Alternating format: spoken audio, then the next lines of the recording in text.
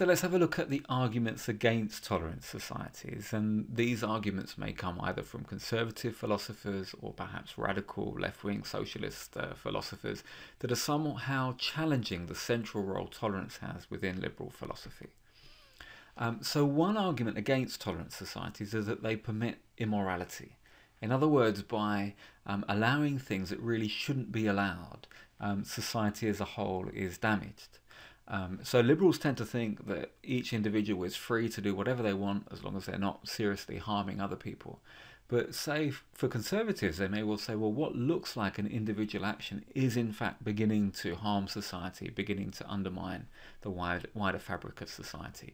So that might include things like here we've got binge drinking, but say pornography, too much tolerance around drug use, too much tolerance of adultery, say, all of the kind of things that some conservative thinkers say really undermine society.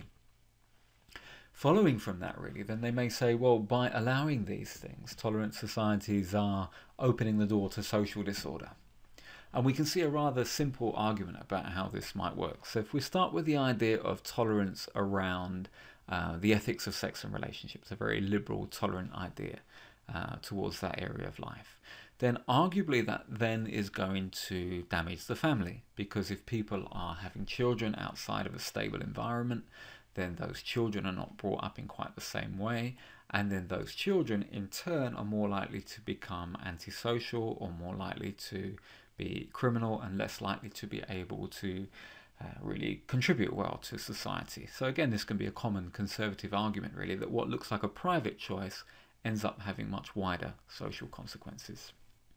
Tolerant societies have also been accused of leading to anomie, and this is a term that comes from the French sociologist Émile Durkheim. And this means normlessness, or very roughly we could talk about being confused really, confused about our role in life, confused about how we should behave. If you think of a very traditional society, you may be born knowing exactly what kind of work you're going to do, exactly what kind of religion you're going to have, exactly what kind of expectations there are of you in terms of marriage, family, and your wider relationships. In the kind of tolerant societies, or the kind of 21st century Western societies perhaps in particular we have now, it's just very, very confusing. What kind of, you could do any kind of job, you can create your own identity in terms of subcultures, you can choose your own lifestyle. Just the choices around us are just absolutely extraordinary. And obviously liberals may say, well, that's great, that's rich, it makes life better. But this is an interesting counter argument to that, that it actually leaves us feeling a little bit lost and leads to this sense of anomie. Tolerant societies also can be accused of undermining moral authority. So one thing you hear quite a lot is the idea, you know, one person's view is just as good as anybody else. We've got to listen to everybody. We've got to be, we shouldn't be too into hierarchy and authority.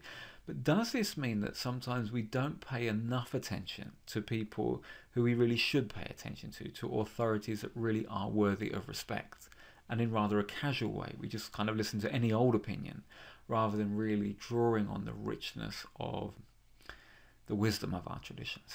So those are just a few arguments against tolerant societies, and this obviously follows from the previous session, which was looking at arguments for. And as again in philosophy, it's about balancing those, looking at both of these arguments for and against, and looking at the strengths and weaknesses of each and really evaluating how much do these arguments stand up, and what kind of conclusion do we draw about the notion of tolerance.